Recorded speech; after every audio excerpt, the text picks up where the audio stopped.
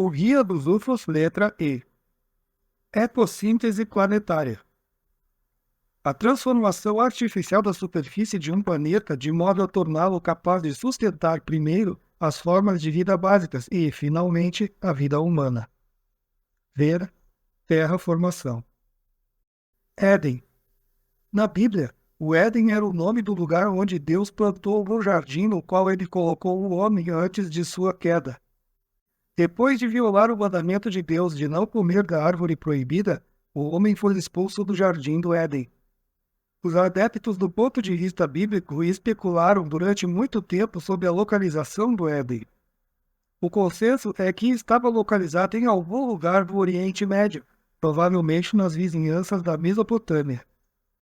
A própria Bíblia declara que o jardim estava localizado a leste do Éden, num rio que passava pelo jardim e então se dividia em 4.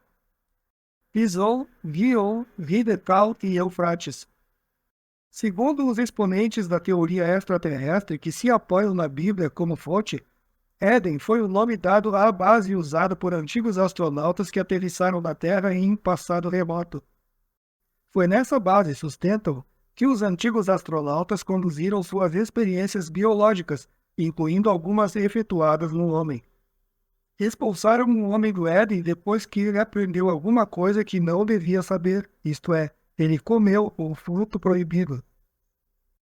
Depois, supostamente, os antigos astronautas explodiram o Éden de modo que não restasse traço dele e então deixaram a Terra.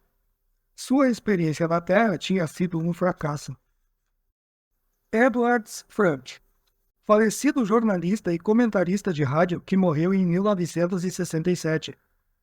Seus interesses abarcavam o campo inteiro dos fenômenos incomuns, misteriosos e inexplicados. Em Stranger Than Science, mais estranho que a ciência, Strangest of All, o mais estranho de tudo, e Strange World, mundo estranho, Edwards apresentou inúmeros incidentes e acontecimentos desse tipo.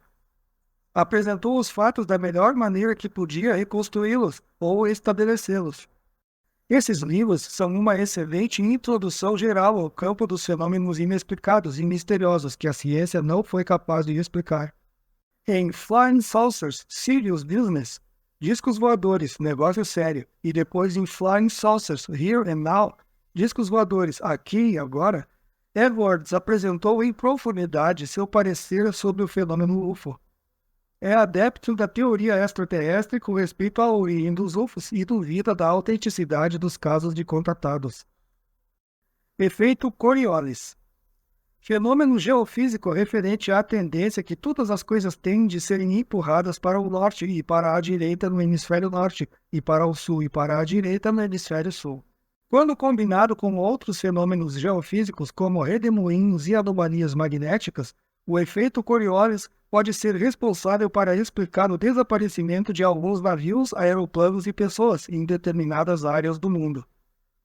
Alguns grafólogos acreditam que uma combinação específica de fenômenos geofísicos naturais poderia criar um vórtex, isto é, uma fenda em nosso contínuo espaço-tempo, que faria com que objetos naturais caíssem dentro e fora de nosso contínuo espaço-tempo.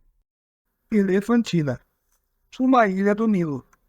Von Däniken e outros adeptos da teoria extraterrestre alegam que a ilha tem formato de elefante e que, como não há nenhuma colina nas redondezas de onde esse formato pudesse ser verificado, deve ter sido vista do ar. Como os gregos não tinham máquinas voadoras, a única explicação para o conhecimento do formato da ilha é que ela foi recebida de antigos astronautas que visitaram a Terra no passado remoto e que tinham visto o formato da ilha do ar. Os eruditos de história, contudo, contestam essa posição extraterrestre. Assinalam que 1. A ilha de maneira alguma tem formato de elefante. 2. Que a palavra grega elefantinos, de onde vem o nome da ilha, não significa elefante, mas marfim, e que o nome grego é uma tradução direta do nome egípcio original ainda mais antigo para a ilha, Ieb, que quer dizer marfim. Elemental. Um termo usado por John A. Keel para se referir aos seres que se supõem habitarem os universos paralelos. Ver Dimensionalismo UT. Eletromagnetismo. fenômeno resultante e dependente da relação entre eletricidade e magnetismo. É de imenso interesse para a ciência e tem aplicações multiformes, formando a base da indústria elétrica. Os ufólogos acreditam que o eletromagnetismo possa ser um dos elementos-chave no sistema de propulsão dos UFOs. Ver: eletricidade, interferência EM, magnetismo. Elohim. Palavra hebraica para Deus, frequentemente usada no texto hebraico do Velho Testamento. O aspecto curioso desta palavra é que ela é o plural de Elohim, a palavra para Deus, no caso singular. Os estudiosos da Bíblia alegam que Elohim é usado no sentido singular da Bíblia. As versões inglesas também traduziram Elohim por Deus. Uma opinião contrária é apresentada pelos nebecistas. Argumentam que o livro do Gênesis, na realidade, descreve a chegada à Terra dos deuses astronautas. Na filosofia nebecista proposta por Jean Sandy, é argumentado que Elohim é o nome de grupo de deuses astronautas que aterrissou na Terra e que, depois de restaurar nela o equilíbrio biológico e geológico após o violento ataque da Idade do Gelo, começou experiências com o homem e outras formas de vida. Suas experiências com o homem resultaram num fracasso completo, pois o homem aprendeu alguma coisa que não devia. Subsequentemente, esses deuses astronautas deixaram a Terra. Havia diversos deles, talvez uma ou duas dezenas, mas como agiam em uníssono, eram considerados um pelo homem. Entretanto, apesar de sua partida, sua história foi registrada e preservada na Bíblia e em outras fontes deturpadas e de menor confiança. Sandy argumenta que a teoria dos diversos deuses astronautas explicaria por que, no Gênesis, Deus frequentemente refere-se a si próprio no plural. Façamos o homem à nossa imagem e semelhança. Gênesis 1:26. Olhem, o homem se tornou como um de nós. Gênesis 3:22. Essas linhas do Gênesis implicam que havia diversos Elohim.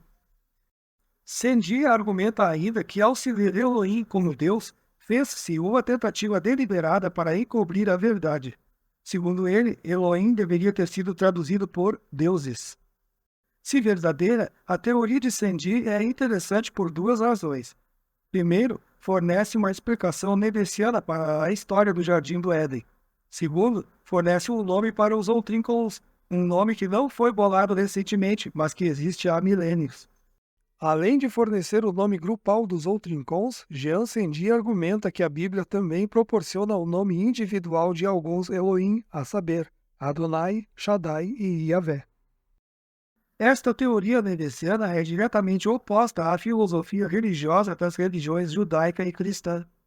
Sobre o caso da forma plural Elohim, os teólogos argumentam que o plural é frequentemente usado como sinal de deferência e respeito, e que não é para ser tomado literalmente.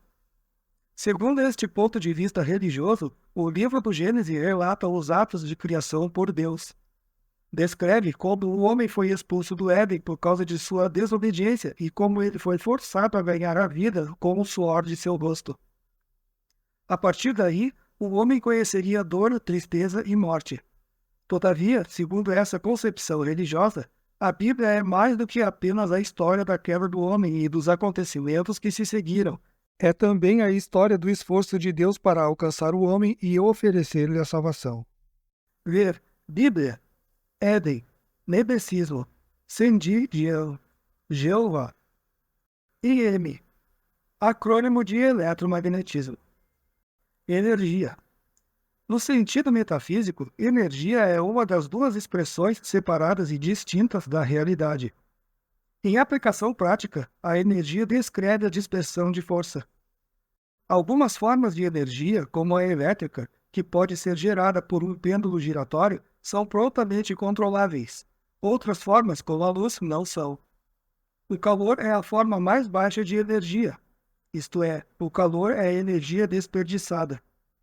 A energia tem grande utilidade, especialmente quando convertida com finalidades mecânicas. É então capaz de fazer funcionar uma variedade de máquinas, instrumentos, carros, etc., todos úteis ao homem. A energia é conversível em matéria e vice-versa. Ver: Lei da conservação da matéria e energia. Matéria, transmogrificação. Enoque.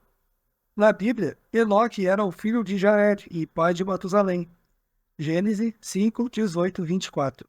No capítulo 4 de Chariots of Gods, Carruagens dos Deuses, Eric von Däniken alega que Enoque preveniu Matusalém do dilúvio próximo.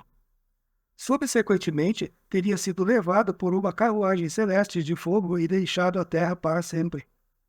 Entretanto, o professor Clifford Wilson, em Crash Gold Chariots, Caem as Carruagens, critica von Däniken, assinalando que a Bíblia não faz nenhuma menção da controvérsia e de maneira alguma apoia a teoria UFO de que Enoque foi levado para o espaço por uma carruagem de fogo.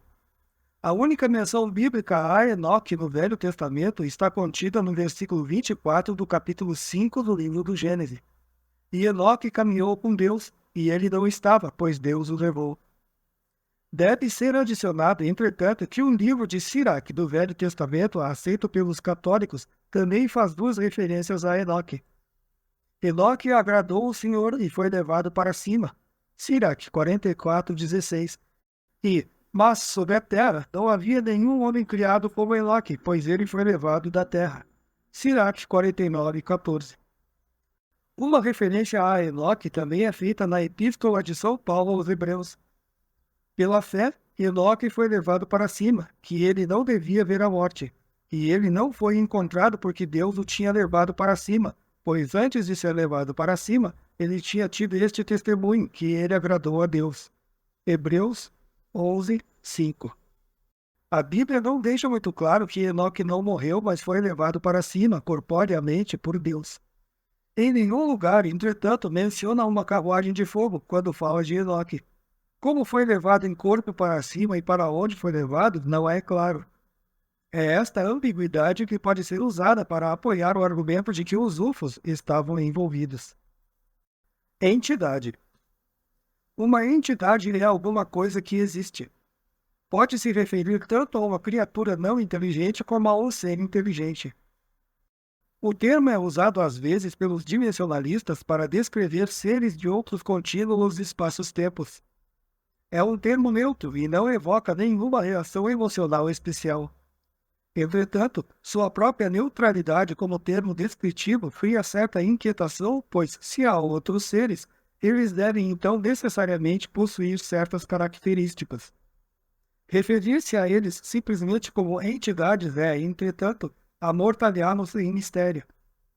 Se há realmente universos paralelos e se esses universos são habitados por algumas espécies de seres, é duvidoso que o homem, no estágio atual do conhecimento científico, possa saber muita coisa sobre eles. Ver Dimensionalismo, Manodin, UFO, UT. Épico de Gilgamesh. Epopeia babilônica que descreve as aventuras de Gilgamesh. As origens e o significado deste poema épico são discutíveis. Alguns bebecistas o têm usado para apoiar seus argumentos sobre a influência sedopiana na Terra em tempos antigos. Ver o capítulo 5 de Chariots of Gods, Carruagem dos Deuses, de Eric von Däniken, para maior esclarecimento desta teoria. Curiosamente, diversas partes do épico assemelham-se a partes da Bíblia, como no caso do dilúvio. O argumento principal, portanto, centraliza-se na relação do épico com a Bíblia, especificamente se ele foi baseado nela. Estudiosos da Bíblia, entre eles o professor Clifford Wilson, negam o significado histórico do épico de Gilgamesh e sustentam que a Bíblia é a anterior. Era atômica. O nome aplica-se ao período da história introduzido pelo desenvolvimento e uso da energia atômica ou nuclear, especificamente a detonação da primeira bomba atômica, a 16 de junho de 1945, em Alamogordo, Novo México. É uma época caracterizada pelo uso da energia nuclear para fins militares, políticos e industriais. Alguns cientistas, professores e escritores acreditam que a aurora da era atômica também introduziu na Terra o primeiro contato com os UFOs. Adeptos desta opinião acreditam na existência de outrincons, mas duvidam que os outrincons, mesmo conscientes da existência da Terra, mostrassem qualquer interesse por ela antes da primeira explosão atômica, talvez nem estando conscientes de vida inteligente na Terra. Entretanto, segundo esta opinião, O uso da energia atômica, especialmente o uso de bombas atômicas, alertou-os ou trincou-os para a Terra. Em consequência, começaram a chegar em grande número para investigar nosso planeta e seus habitantes. Esfera de Dyson. Grande parte da energia emitida pelo Sol é desperdiçada. O matemático Freeman Dyson, do Instituto de Estudos Avançados, ofereceu um projeto mirabolante de astroengenharia para eliminar esse desperdício. Júpiter seria desmantelado, pedaço por pedaço, e então transportado para uma distância igual à da Terra ao Sol. Lá, os pedaços seriam reconstruídos numa concha esférica, um sistema de unidades separadas girando em torno do Sol. Esses fragmentos capturariam a luz solar que poderiam até ser adequados como habitação. Contudo, a esfera de Dyson, quer de um Júpiter desmantelado, quer de unidades artificiais feitas de metal, está atualmente além da capacidade tecnológica do homem. A proposta é feita por alguns cientistas como possível projeto para o futuro distante, não como um projeto sério para o presente. Uma esfera de Dyson absorveria a luz visível da estrela em torno da qual girasse. A esfera não seria capaz, entretanto, de absorver energia indefinidamente, sem também irradiar alguma dessa energia na forma de radiação infravermelha de volta para o espaço. Essa radiação ou fluxo infravermelho poderia então ser detectado por outra civilização. Carl Sagan, astrofísico da Universidade Cornell, assinala que grandes objetos infravermelhos com temperaturas abaixo de 1000 graus Fahrenheit foram detectados no espaço. Os cientistas declaram que isso não prova a existência de civilizações Dyson. A radiação infravermelha pode ser apenas nuvens de poeira em torno de estrelas nascentes. Entretanto, se a fonte dessas emissões de radiação infravermelha fosse determinada como de origem não natural, a teoria de que existem outras civilizações no universo seria confirmada. Isto, por sua vez, daria um grande impulso ao argumento que astronautas de outros planetas, CEDOPs, visitaram a Terra em seu passado remoto e que ainda podem estar visitando nosso planeta nos dias atuais. Ver Astroengenharia. ESP. Acrônimo em inglês para percepção extrasensorial. Extrasensory Perception. Este termo se refere ao tipo de percepção ou comunicação que está fora da atividade sensorial normal. A ESP inclui a clarividência e a telepatia. Não há dúvidas que a ESP existe, mas o modo como funciona é desconhecido pela ciência. A realidade da ESP, entretanto, levanta problemas filosóficos fundamentais sobre a natureza do universo. Especificamente, levanta a questão sobre a validez do determinismo. Os cientistas se inclinam para a teoria que a ESP funciona provavelmente baseada no princípio de algum tipo de energia psicoelétrica. Todas as pessoas possuem capacidade de ESP, mas algumas são mais sensíveis que outras. É possível que a estrutura do cérebro de algumas pessoas seja mais sensível e seja assim capaz de apanhar as ondas psicoelétricas. Isto explicaria como algumas pessoas podem saber o que outras estão pensando. Os animais parecem melhor sintonizados com os impulsos psicoelétricos do que o homem. Especificamente, cavalos, cães e gatos parecem ser capazes de apanhar impulsos que escapam ao homem e que podem ser classificados como fenômenos psíquicos ou parapsicológicos. Este tipo de fenômenos extrasensoriais também pode estar envolvido com UFOs. Os animais parecem ter consciência dos UFOs e de outros fenômenos antes que os homens o percebam. Ainda contatados UFO frequentemente informam que a comunicação foi estabelecida via ESP, especificamente via telepatia.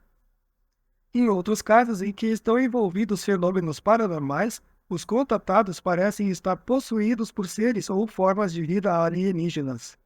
Fenômenos como esses levaram alguns ufólogos a questionar se os UFOs viriam de outros planetas. Eles se inclinam para a teoria ufologista e veem os UFOs apenas como outra manifestação de fenômenos psíquicos e parapsicológicos que incomodam o homem há milênios. Ver determinismo, dimensionalismo, telepatia. Espaço. Conceito científico e filosófico fundamental. Embora a ciência lide com o espaço, ironicamente, não existe uma explicação satisfatória de espaço. O espaço é geralmente considerado como um receptáculo ilimitado, no qual todos os objetos materiais estão localizados. Isto, entretanto, não explica se o espaço tem um limite e, se tem, o que há além dele. Outro problema intrigante é se o espaço é independente dos objetos localizados nele. O espaço é uma entidade material separada que é capaz de conter outras entidades materiais, ou o espaço só tem realidade quando há objetos materiais localizados dentro dele? O espaço é um conceito fundamental da natureza e uma compreensão melhor dele conduziria a uma compreensão melhor de uma das leis fundamentais da natureza. Isto pode então levar a invenções tecnológicas de que o homem atualmente não tem ideia. Dominado as leis do espaço e do tempo, pode talvez ser possível encontrar desvios através do espaço para várias partes distantes do universo. Alguns ufólogos especularam que os UFOs podem ter cumprido as leis do espaço e do tempo e que podem se originar de partes distantes do universo. Embora o atual conhecimento humano do espaço seja inadequado, o homem continua a lidar com ele e continua em sua tentativa de desvendar seus segredos. Espera-se que no futuro seus esforços sejam recompensados. Espaçonave. Um veículo capaz de viajar no espaço. Há dois tipos básicos de espaçonaves: naves estelares e naves planetárias. Ver nave planetária, nave estelar. Espírito do mal. Nas religiões judaica e cristã, um espírito do mal é um ser espiritual que se opôs e se rebelou contra Deus. A religião sustenta que o espírito do mal é um ser real e não apenas imaginário. É capaz de possuir o homem e de afligi-lo com enfermidade corporal e corrupção espiritual. Os seres espirituais malignos odeiam e desprezam o homem e tentam enganá-lo sobre a verdadeira natureza de Deus e da realidade. Diabo ou demônio são duas palavras sinônimas para o espírito do mal. Satã ou Lúcifer é o supremo espírito do mal. Supõe-se que esses seres habitem e governem o inferno. Entretanto, a religião cristã nunca identificou explicitamente a localização do inferno, a não ser declarando que é num mundo espiritual. Contudo, se esses seres são capazes de influenciar o homem, segue-se então que eles devem ser capazes de existir em nosso mundo, pelo menos temporariamente. A questão não respondida é como entram em nosso mundo ou continuam o espaço-tempo. Segundo a religião cristã, uma maneira é quando o homem os convoca. É por isso que tanto a fé cristã como a judaica sempre se opuseram ao espiritismo, aos vedores de sorte, aos adivinhos, etc.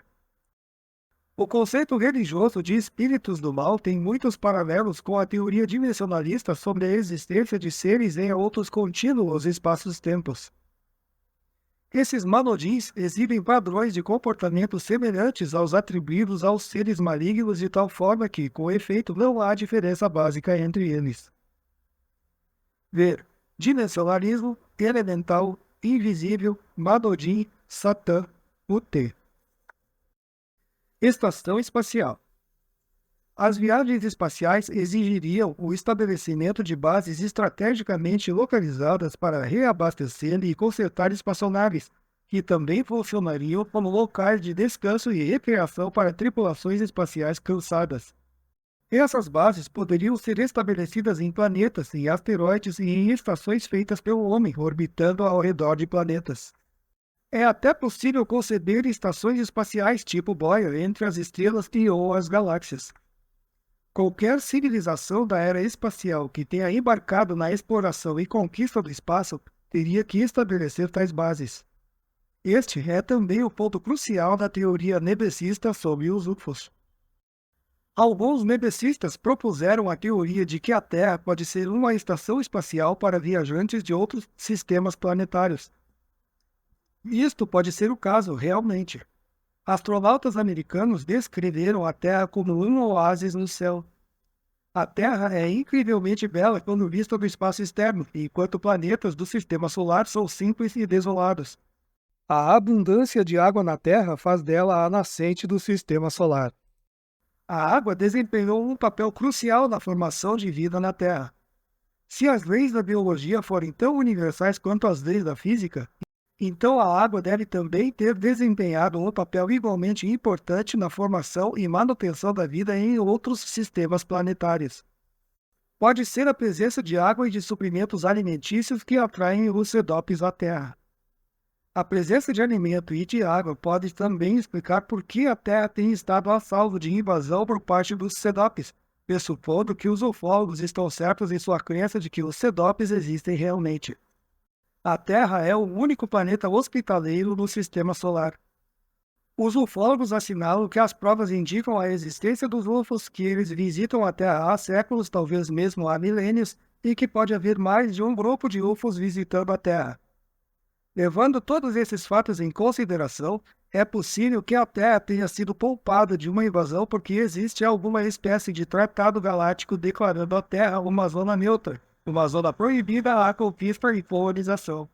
Tal acordo galáctico pode também explicar por que, apesar dos numerosos avistamentos de UFOs, nenhuma ação hostil em grande escala foi iniciada pelos UFOs. Contudo, casos isolados de agressão ocorreram. Essas ações hostis são descartadas pela maioria dos ufólogos, ou como acidentais, ou como retaliação para atos hostis contra os UFOs. O uso da Terra como estação espacial galáctica também pode explicar a razão para os diferentes relatórios sobre a aparência física dos cedópios. Inúmeras civilizações cedopianas podem ter concordado que a Terra é para ser usada unicamente como estação espacial. Qualquer tentativa por parte de uma civilização de conquistar a Terra encontraria a existência de outras civilizações cedopianas. Agora que o homem desenvolveu bombas nucleares e tem em sua posse os frutos de tecnologia avançada que lhe deu mísseis teleguiados e lasers, o homem também resistiria a qualquer tentativa cedopiana de conquistar a Terra. O holocausto nuclear resultante destruiria a Terra, tornando este valioso pedaço de propriedade galáctica inútil para a futura habitação. Estelarismo. O advento da era espacial criou uma nova diretriz, uma nova meta para os indivíduos imaginativos. Essa meta é atingir as estrelas e lá disseminar a civilização humana. O estelarismo refere-se que identifica esse sistema de pensamento e crença que afirma que a humanidade deve entrar na exploração e conquista do espaço, porque somente através dessa exploração e conquista a espécie humana tem um futuro. O estelarismo não é, no momento, um movimento organizado. Está apenas em seu estágio nascente e pode permanecer assim por muito tempo. O desejo de alcançar as estrelas está presente, mas é incapaz de ser realizado sem a tecnologia necessária. E essa tecnologia está atualmente além da capacidade do homem. Mas a propensão oculta do estelarismo corre através dos esforços tanto ufológicos como científicos. Enquanto os cientistas esperam adquirir o conhecimento necessário através de experiências laboriosas e gradativas, os ufólogos esperam que, estabelecendo contato com os UFOs, o conhecimento de como realizar viagens interestelares possa ser dado diretamente aos seres humanos. Embora procedendo ao longo de rotas diferentes, tanto os cientistas como os ufólogos estão trabalhando em direção à mesma meta, ou, pelo menos, estão ajudando a estimular o desejo pela mesma meta. Os seres humanos já estiveram no espaço, já caminharam na superfície de outro corpo celeste, a Lua, e sondas espaciais foram enviadas a outros corpos celestes. O valor do programa espacial não está mais sendo questionado. Os satélites, por exemplo, proporcionaram meios de comunicação de âmbito mundial. O ritmo do programa espacial pode variar, mas a humanidade está agora irremediavelmente comprometida com ele. Os cientistas da NASA, responsáveis pelas bem-sucedidas e espetaculares realizações espaciais, os ufólogos, levantadores de questões sobre a natureza e a finalidade dos UFOs, e os escritores de ficção científica, criadores de aventuras fictícias no espaço, todos ajudam a criar e a gerar uma atitude positiva em relação ao espaço. Todos estão ajudando a levantar os alicerces de uma filosofia estelarista. É possível que num futuro distante, quando as mentes imaginativas, estimuladas pelas histórias de ficção científica e pelos mistérios dos UFOs, desenvolverem a tecnologia para viagens espaciais interestelares, o estelarismo se torne a filosofia dominante da espécie humana. Depois de limitar seu interesse à Terra, o homem pode decidir que a única solução viável é alcançar as estrelas. A geração presente não viverá para ver a viagem espacial interestelar. Entretanto, estamos vivendo grande época. É a geração atual que está levantando o alicerce do estelarismo, e, por isso, as gerações ainda não nascidas terão um débito de gratidão para conosco. Estraga prazeres. Oficialmente, a Força Aérea não reconhece a possibilidade dos UFOs serem espaçonaves de planetas distantes em outros sistemas estelares.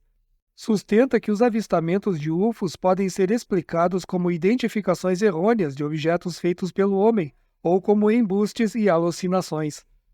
Oficiais da Força Aérea especialmente treinados, chamados estraga-prazeres, debunkers em inglês de debunk, desiludir, pelos ufólogos, são designados para investigar e informar sobre todos os avistamentos de UFOs que tenham qualquer significado.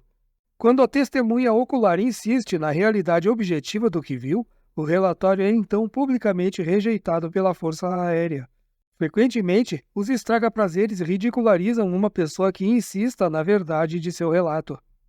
Segundo os ufólogos, no fenômeno UFO, a Força Aérea é confrontada com alguma coisa que ela não pode controlar nem explicar.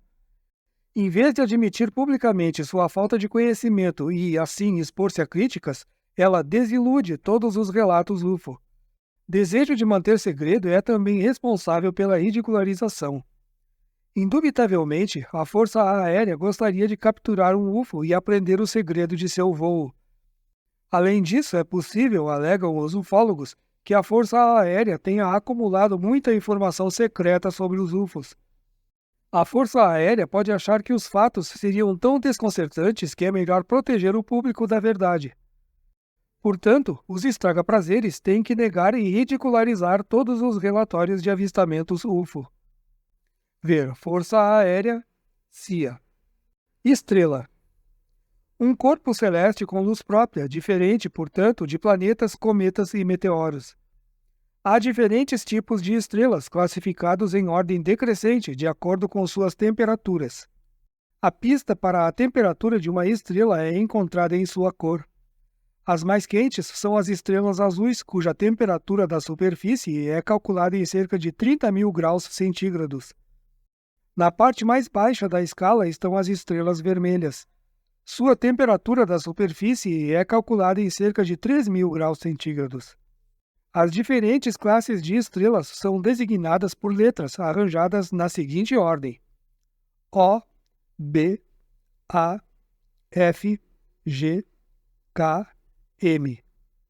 O significa as estrelas azuis quentes, M representa as estrelas vermelhas. As estrelas são ainda subdivididas numericamente, isto é, KO, K0 a K9, GO a G9, etc. O Sol é uma estrela classe G, cuja temperatura da superfície é de cerca de 6.000 graus centígrados. De interesse principal para a astronomia é a questão de se as estrelas têm sistemas planetários. Muitos astrônomos e astrofísicos acreditam que devem ter. Em 1963, o professor Lloyd Motz, da Universidade de Colômbia, declarou que os sistemas planetários devem aparecer e se desenvolver em torno de estrelas de um determinado tipo. Walter Sullivan também acredita que qualquer estrela do tamanho de nosso Sol também poderia ter planetas, um dos quais estaria então a cerca de 147 milhões de quilômetros dela. Sob tais condições, provavelmente a vida também surgiria. Esta conclusão é atingida com base na hipótese da universalidade. Sua premissa básica é a universalidade das leis da natureza.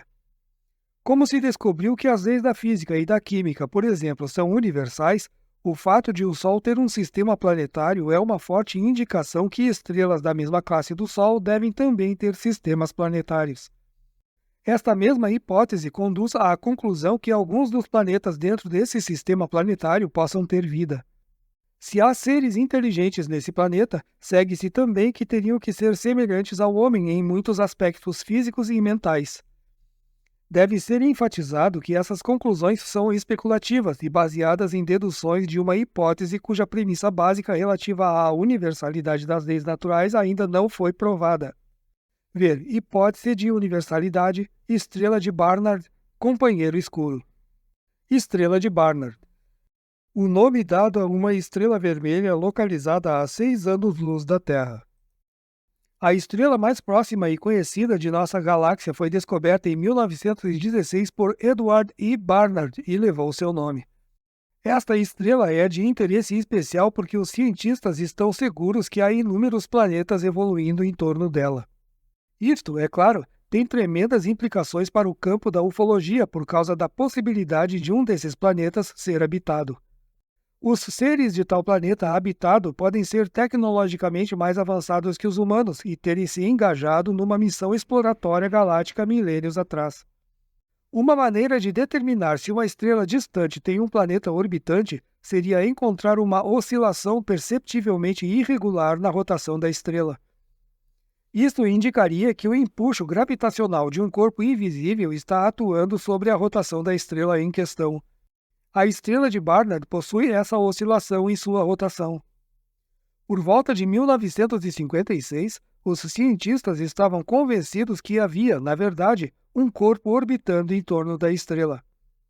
Essa conclusão foi confirmada em 1963 pela Sociedade Astronômica Americana. Desde então, as pesquisas da NASA declararam que a estrela de Barnard pode ter 3 grandes planetas muito parecidos com nossos Júpiter, Saturno e Urano orbitando em redor dela. Ver companheiro escuro, sistema planetário. Estrela de Belém.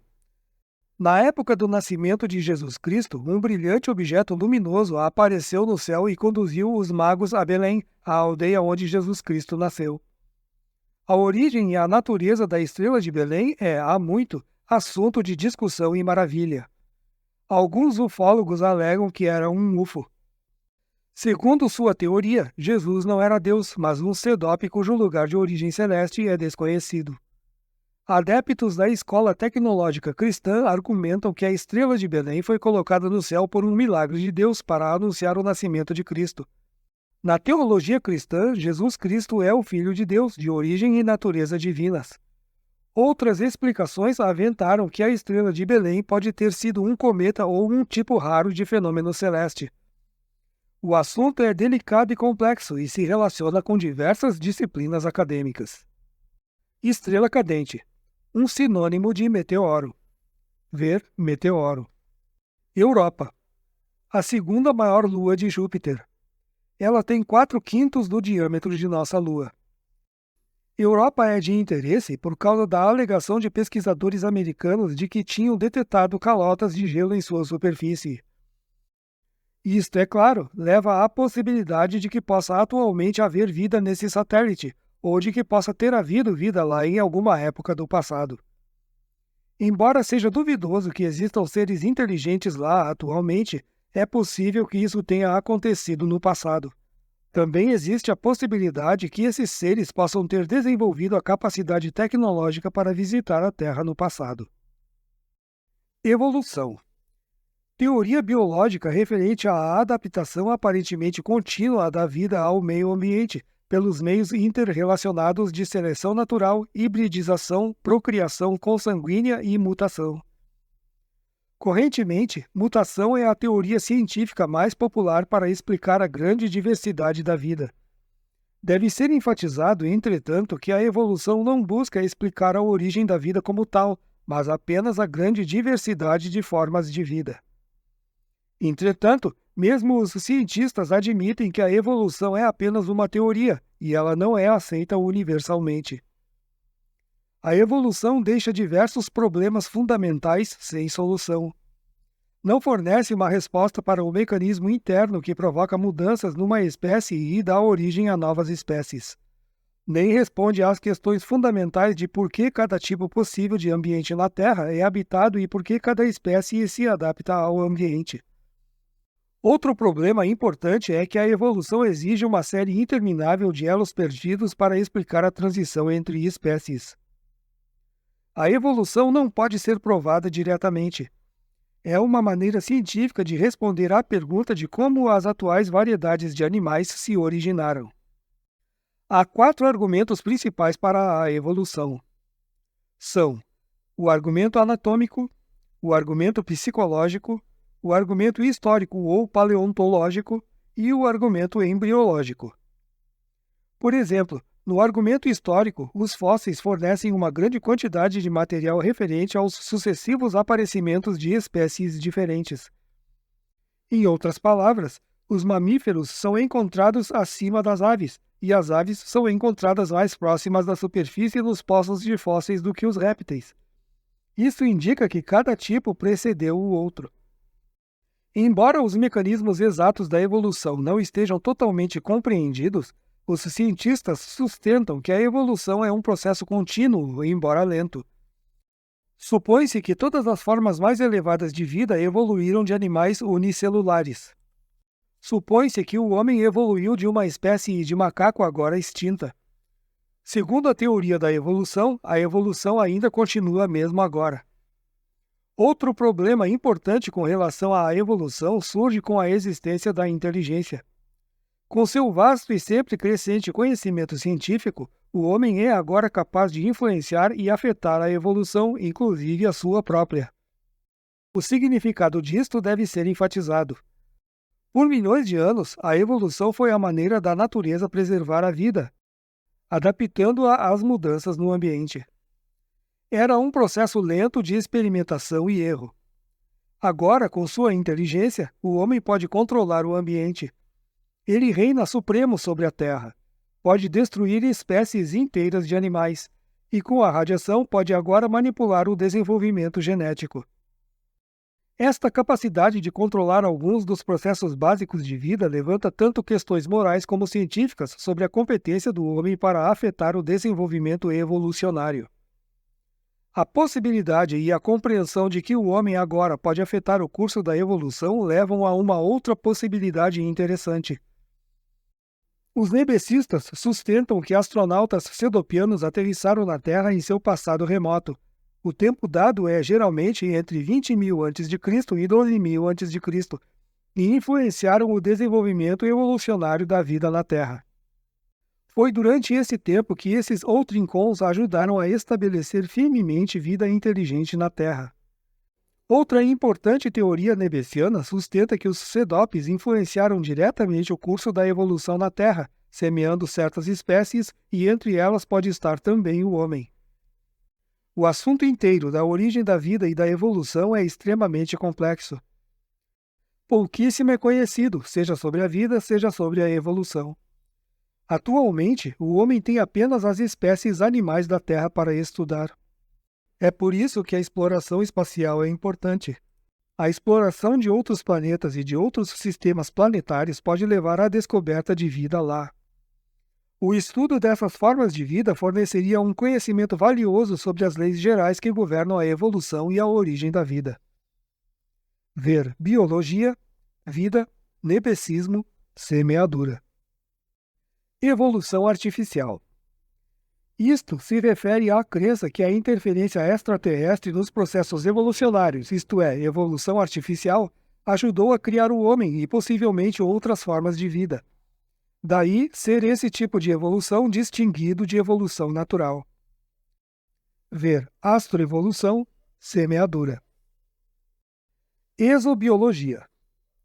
Ramo da biologia que se interessa, lida e estuda a vida que existe além da Terra.